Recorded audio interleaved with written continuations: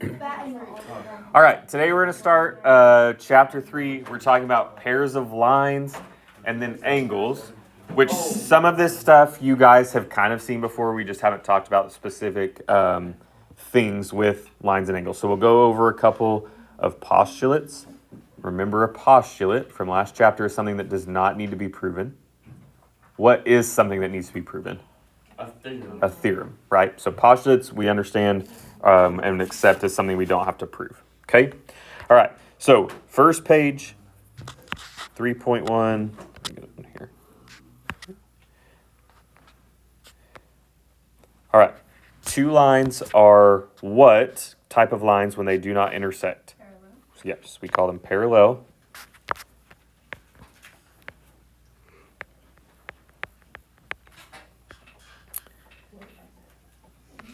This is going to be...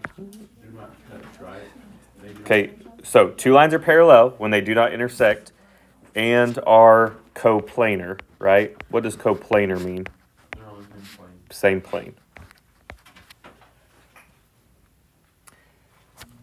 Two lines are skew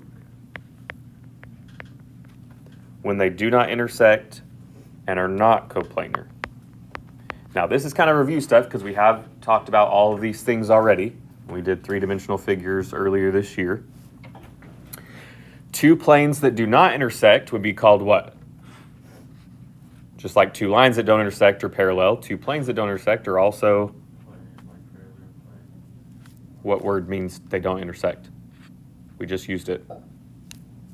Two lines are parallel because they don't intersect. Two planes that do not intersect are also parallel. Okay, just instead of parallel lines, we call them parallel planes.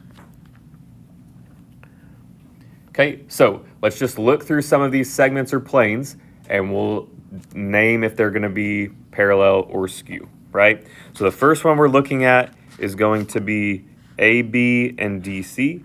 So AB is located down here on the bottom, DC also on the bottom. What would we call those two segments? Parallel, because they're in the same what? Plane.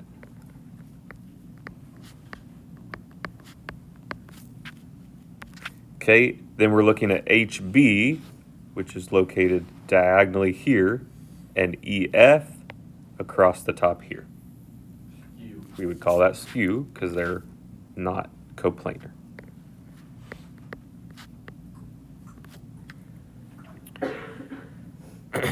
All right, we want to name lines that are skew to GF, so GF is located here, that contain point B. So that point B is located down here. So I want every line that is skewed to GF and contains point B. There would be three of them. What are the three lines that contain point B, you guys? BC, BC is one.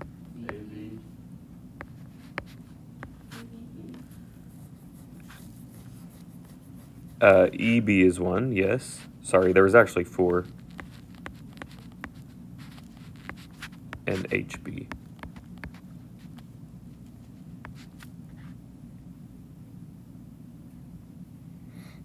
Okay. All right, and then we want a plane that is parallel to ABC. ABC is this bottom plane. So what plane would be parallel to that contains point E? the top one. Like Yeah, HEF would work. How do we name that? plane HB. Plane HEF.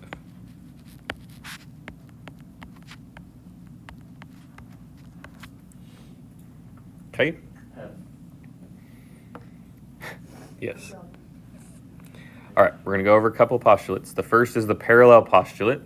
Says if there is a line and a point not on the line, then there is exactly one line through the point.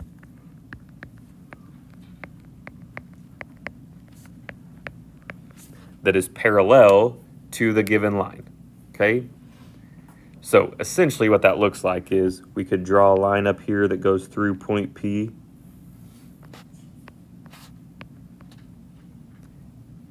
And then now we can say these two are parallel. Remember we draw these little like colored in arrows? That shows that those two lines are parallel to each other. Because any other line that goes through point P will not be parallel to line M. Agree? Yes. Okay. Perpendicular postulate is a similar thing. If there is a line and a point not on the line, then there is exactly one line through the point that is perpendicular. What does perpendicular mean? They're like Forms a what? right angle. Right angle. Okay, so this line that goes through that point, okay, we might call it S, is going to form a right angle here. So we would say line M is perpendicular to line S. I should have put that over here too. So line N, or N, is parallel to line M.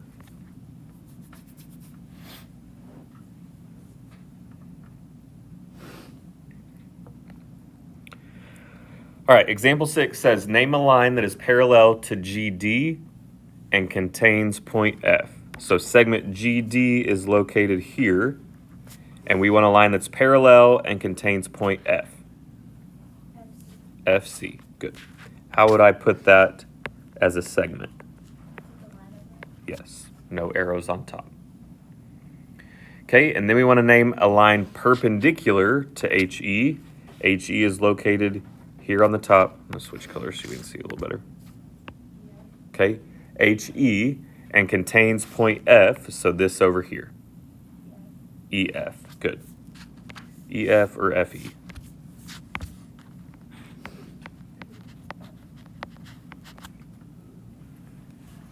Okay, simple enough on this, yes? Just essentially parallel and perpendicular. All right, on the back page, we're going to talk about transversals.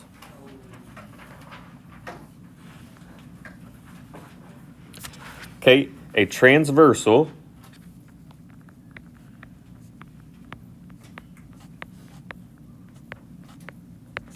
is a line that intersects two or more coplanar lines at different points.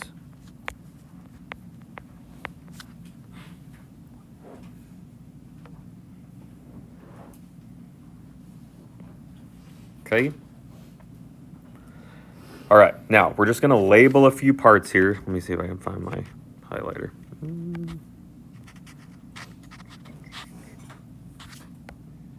So the first part, we're going to just kind of shade, which I know if you don't have colored pencils, this won't look the same on yours. All right. But in between these two lines is what we would call the interior. Okay, where would the exterior be located? On the outside, right? So up above would be exterior.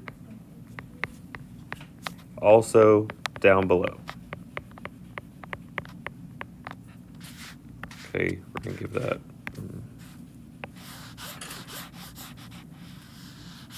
So everything up here, and then everything below here. Okay? Now, which line here would be our transversal? Anyone have an idea? Would it be that one that's going to both of them? Yes. So I'm assuming this is the one you're talking about. Yeah. Good. So that would be our transversal.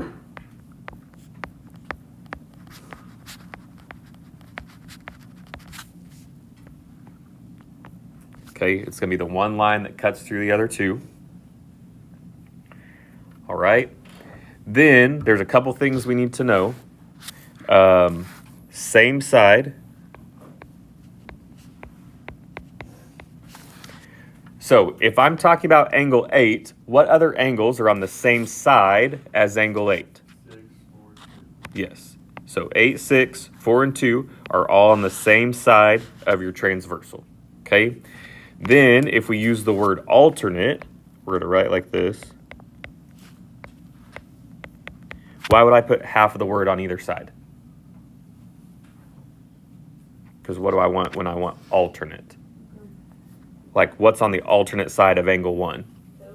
Angle 2, right? So that means one might be on the left, another might be on the right. So 1 and 4 are also alternates because they're on alternate sides, okay? So just a few words we need to know before we start talking about some of these things and walking through what they mean and so forth, okay? All right, corresponding angles. So we're going to use the angle measures up here. So that's where I'm getting the numbers from, all right, when I start writing those in the box down here.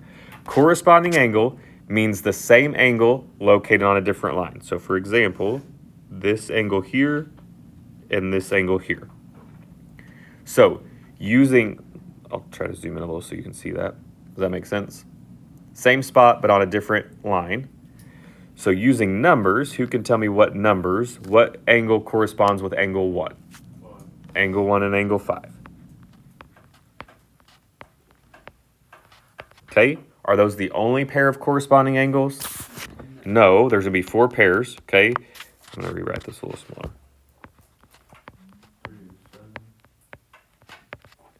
3 and 7, I agree with. 2 and 6. Wait, wrote that backwards. Somebody else give me the last one. It'd be 4. What corresponds to 4? 4 and 8, good. Right, because angle 4 is basically here, which I would call bottom right, and then I go down here to the bottom right, that would be angle 8, okay? So corresponding angle is essentially at the same spot, but on different lines, okay? Next, we're gonna do alternate interior angles. So interior has to be located in what shaded part? What color here? Yellow. So I only have 4 choices of angles, and if I want alternate, what do we say alternate was? Opposite sides. So what's alternate interior to angle 3? It would be actually 3 and 6, okay? Because they're opposite of where they're at as well, okay? Now, while 4 is on an alternate side, when we say alternate interior, we go directly across, okay? So angle 3 and angle 6, which if you want to draw those in here. And then what other 2 angles? Angle 4 and angle 5.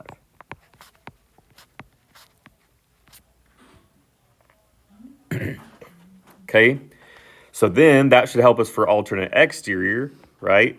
Same thing, but on the outside. So what are my alternate exterior? What's alternate exterior to angle 1? 1 and 8. Good, 1 and 8. And then 2 and 7. Good.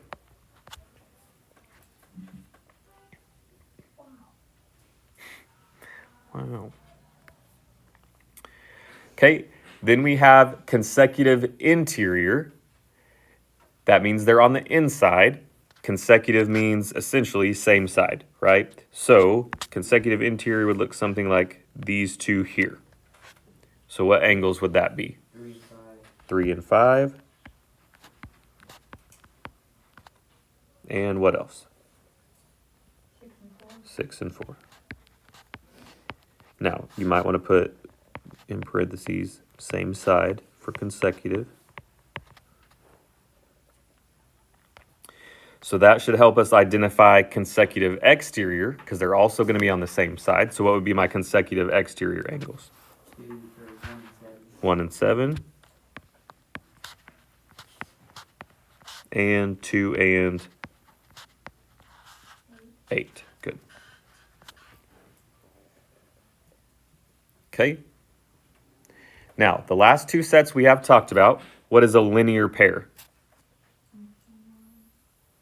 They form a what?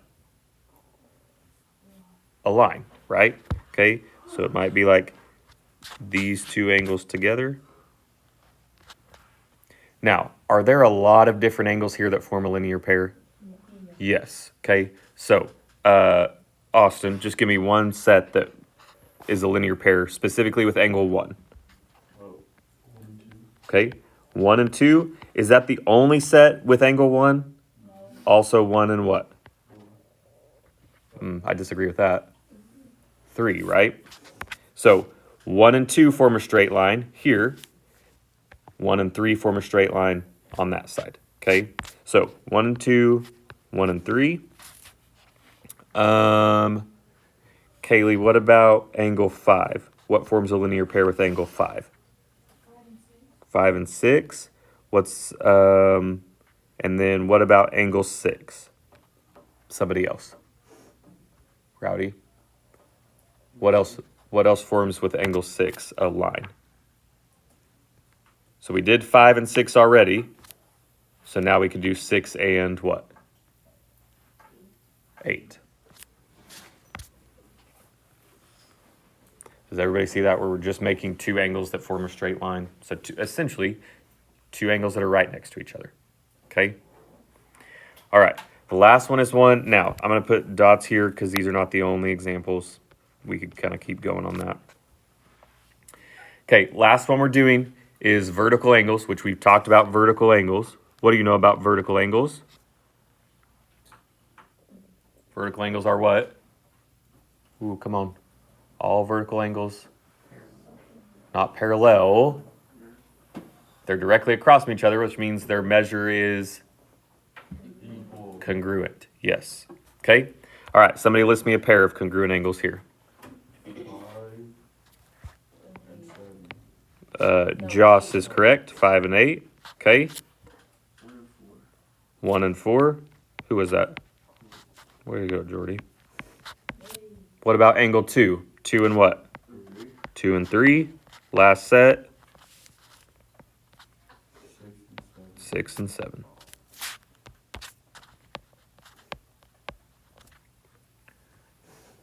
Okay. All right. Today, well, we better go through these examples first. Okay, almost done. All right, it says identify the transversal and the angle pair name. Okay, so for angle 4 and 5, right, if I'm talking about this angle here, angle 4, and this angle 5, right, what is the transversal? So here's the deal. There's this line here that could be a transversal. There's also this line that could be a transversal. So which one is my transversal for 4 and 5? The C. Line C. Good. So we're going to identify our transversal first, line C, and then we're going to state what type of angles are being shown here. Joss, you were on the right track. Alternate what? I didn't say that. Who was that? Alternate exterior. Good. Serenity. Alternate exterior, right? Because they're on alternate sides and they're both on the outside. Okay? So alternate exterior. Okay? All right, example 2. Once angle 2, which is located here, and angle 6 here. So first, we identify our transversal. What's our transversal? What line? D. Line D. And then we're trying to decide what type of angles those are. Corresponding. Good. Bless you. Oh, that wasn't even in our room, was it? A loud sneeze. Okay. All right. Symphony. What about 5 and 8? Line B. Good. Line B is the one intersecting those two. Consecutive exterior angles. Very good. Consecutive exterior.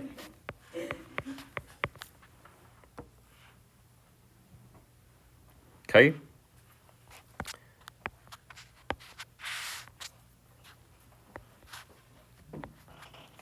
All right.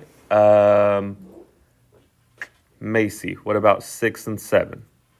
Line B. Line D is your transversal.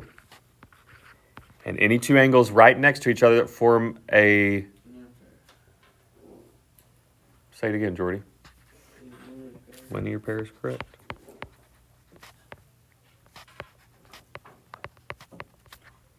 Okay. All right, last one. 1 and 4. Joss, what line are those on? Line A. They are on line A, but what's the transversal that would give you that? Line C. Line C. And then what type of angles are those? vertical. Good.